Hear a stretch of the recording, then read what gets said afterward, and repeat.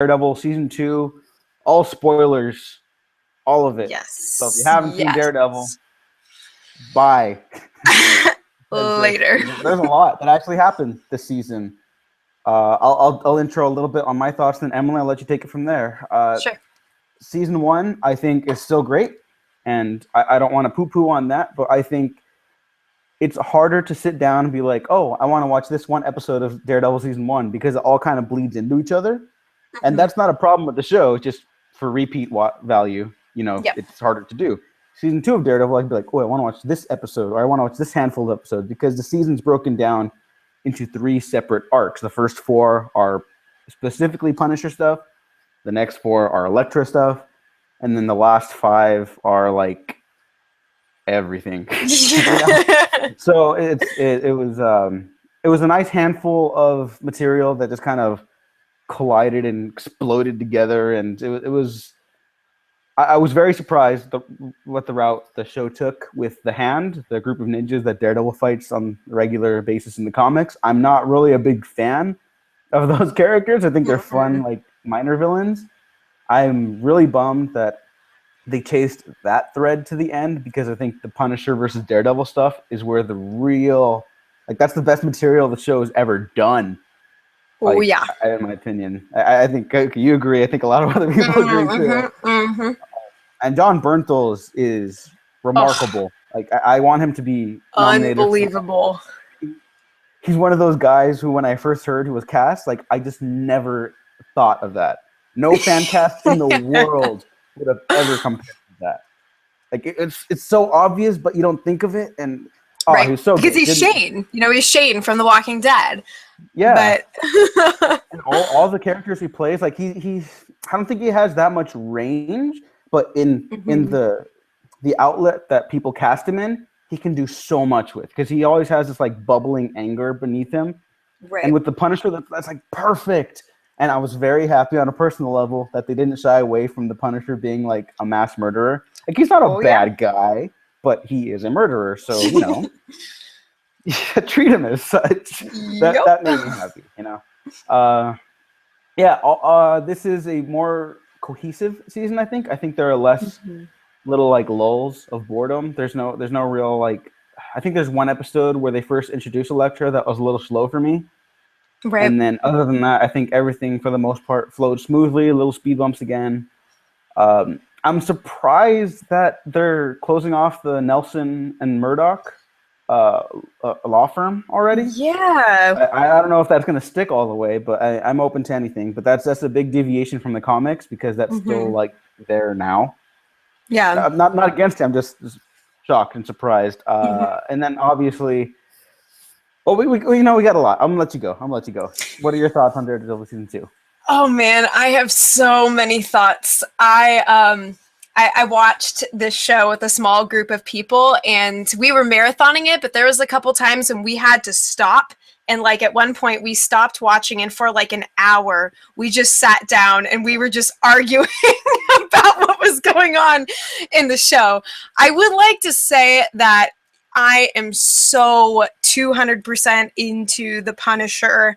Everything about his story, about John Bernthal's acting, and just his incredible prowess in that type of role, and just the ferocity and yet the vulnerability, those things came hand in hand in that role, and I was super impressed, and I would have been very content to just have it be Daredevil versus the Punisher through the season. They could have done it if they really wanted to.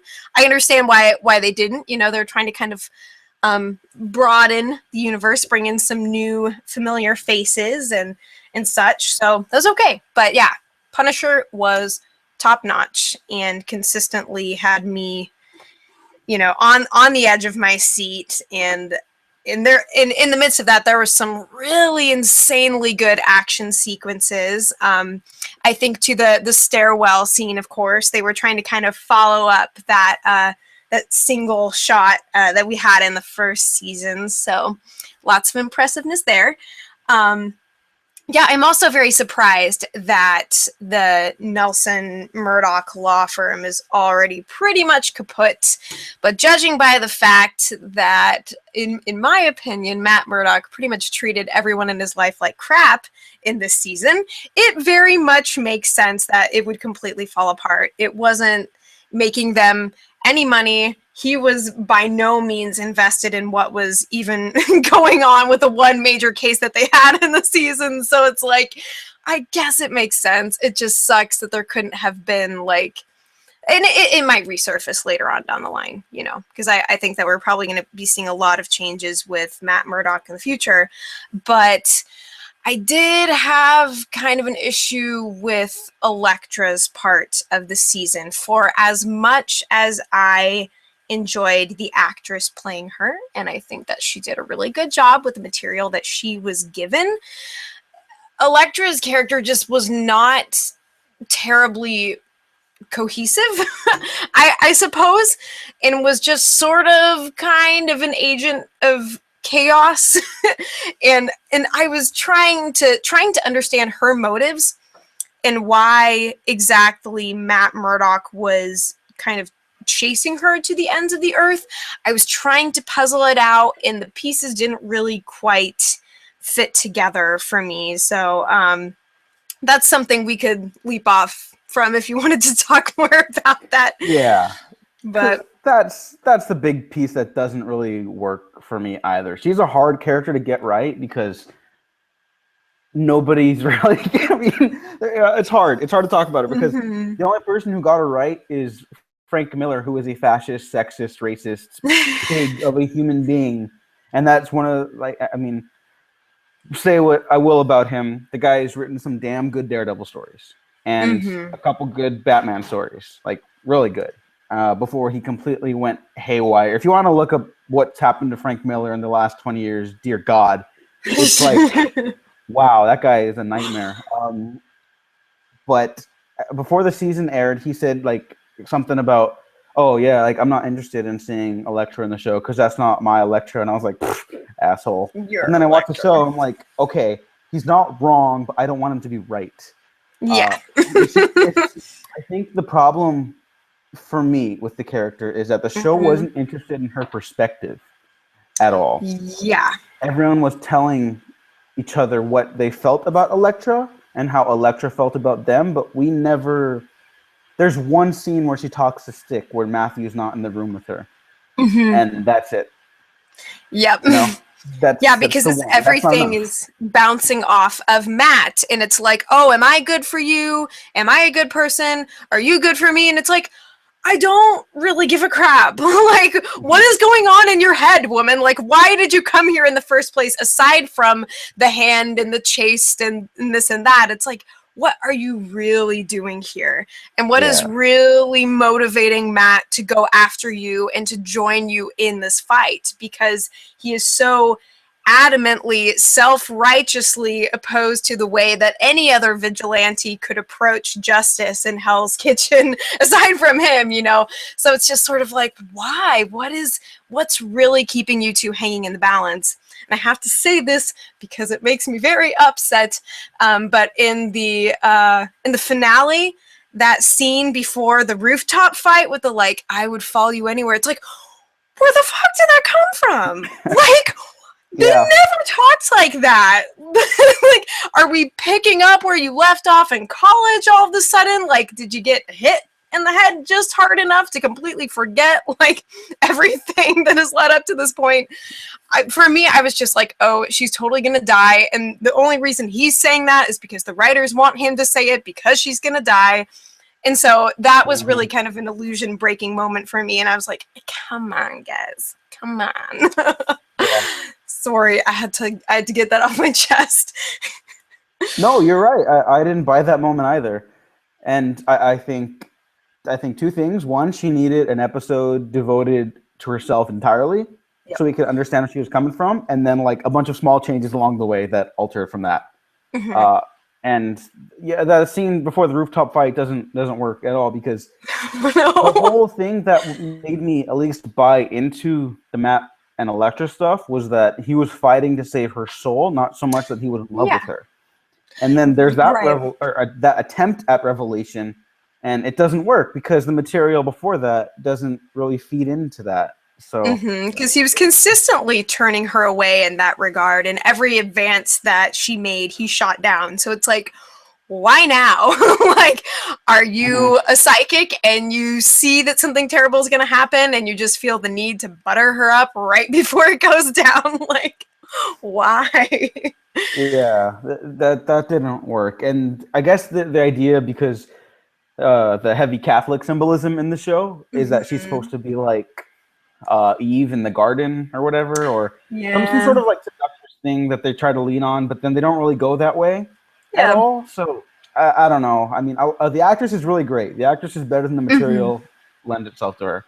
So props to Elodie Young because she's really good, hmm and I guess she'll be back next season because she'll probably Yes. be raised from the dead by the Oh hand. boy. Ugh, Yeah, so I mean, maybe they'll figure her out then. I hope they do. You know, maybe on the other side of the grave, they'll get it right.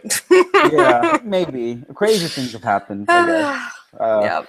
so I mean, besides that though, I think this is a pretty good season. I like the return of Kingpin a lot. Yes. I Yes. love that he's such like a powerhouse of a villain that wherever he goes, that's just he's gonna like a vacuum. He's just gonna abhor all the power there. You know, hmm gonna take over.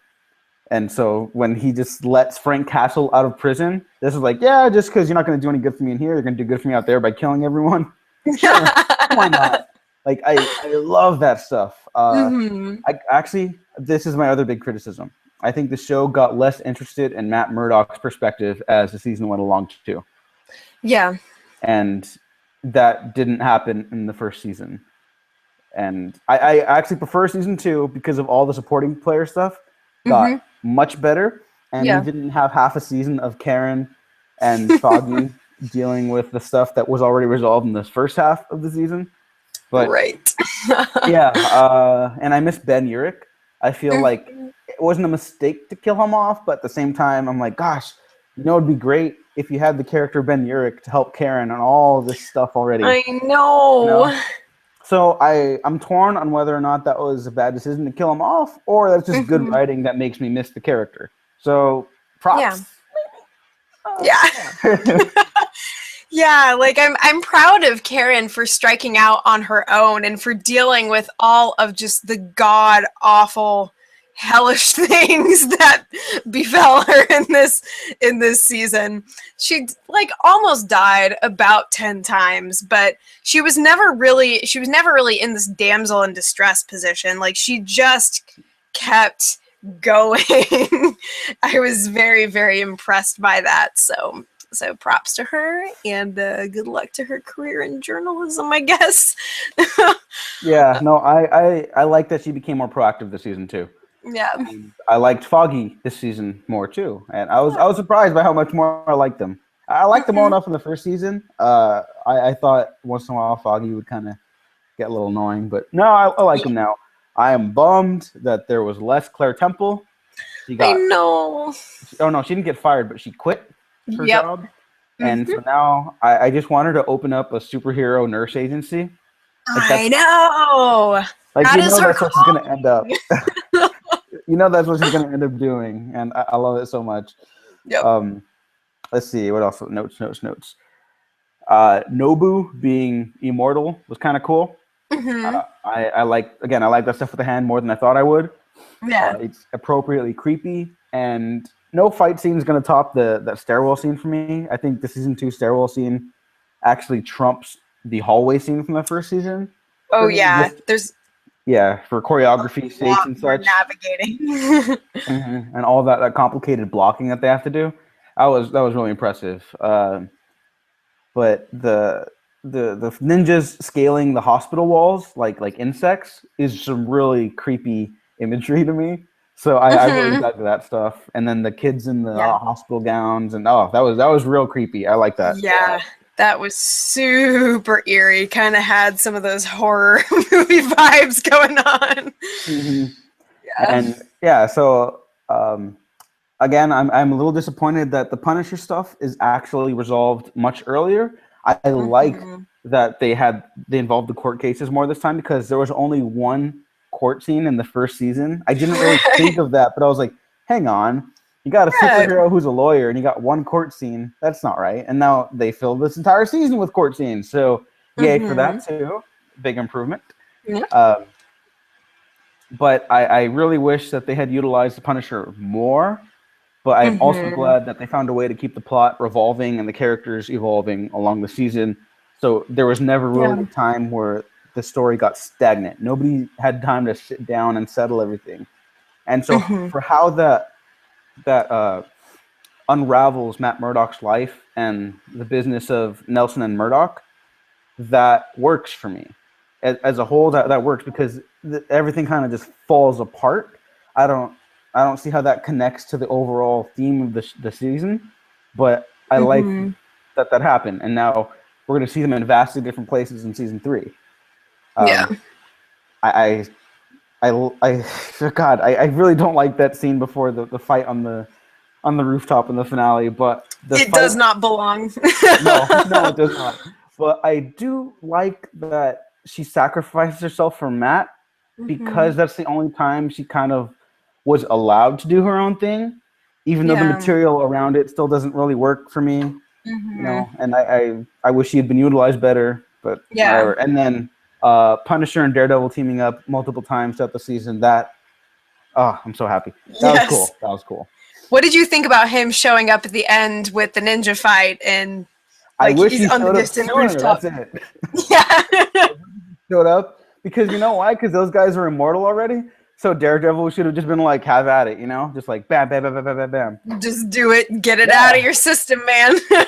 Yeah, because I mean, there's like a Batman comic where he's fighting like immortal ninjas like that, and then he's like, all right, I can let loose now because I can't do this to normal people, but I can like rip these guys in half and nothing will happen.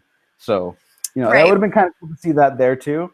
And I mean, if you could spend 10 minutes talking with Matt and Elektra about stuff that we totally don't buy, then you could have spent 10 minutes with Punisher just mowing down ninjas, you know? Yes. That's the gripe for me too there. Yeah, it would have been nice to kind of have like all of them in more parts of the season, or at least more of Punisher to kind of suffuse through the last episodes, because I was always wondering in the back of my mind, like, okay, where's the Punisher, what's going on? Like, that was always what I wanted to keep tabs on. No, and I think that's also a good point to mention too. Okay, so 3 gripes. Elektra doesn't really work.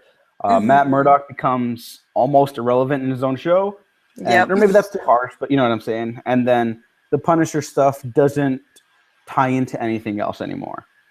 Right. It just kind of resolves by itself with Karen, which I liked, but it ends up not mattering to the ninja stuff. And I that should have all come together nicely.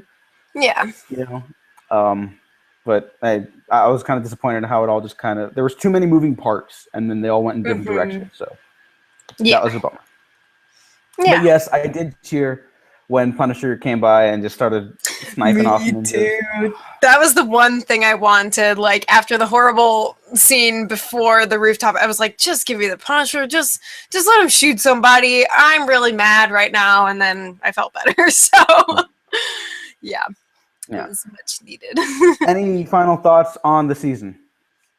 Yeah, overall, I think that it was much more memorable than the first season, due in great part to all of the different characters that came in, and I think that the season did a really good job of effectively utilizing pretty much its full cast. Another thing is now Foggy is actually going to work with Jerry Hogarth from Jessica Jones, so that's a fun little. Yeah, it's fun to see her. I mean, there's Easter eggs aplenty that we could discuss, but all in all, despite the Elektra stuff, because I think that's where things really just didn't quite pan out for me. Aside from that, like the bringing in the Punisher was great. The way that a lot of the themes were fleshed out was great. I wish that Elektra had gotten better material, and hopefully, if she does in fact return and is brought back to life, it's gonna make more sense and be better. But yeah, this was very, very good. Yeah, great season. Missteps that left me unhappy at times, but interested to see where the third season goes. And if they don't do Bullseye, then guys, I mean, come on, do Bullseye. Bring back Colin Farrell, even. Just do it. Just go ahead. Let him do it again.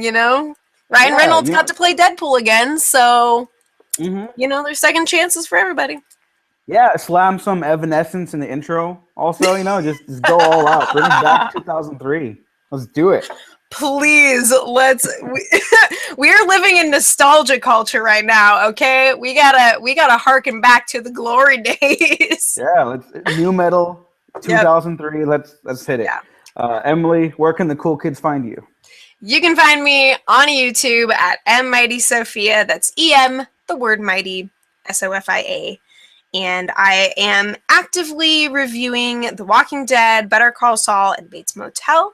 I will also be reviewing the new episodes of The Path that I saw with some spoilers attached, and probably a longer review of Daredevil Season 2 as well. But you can also follow me on Facebook and Twitter, which are the same, MMightySophia. So those are my main hubs.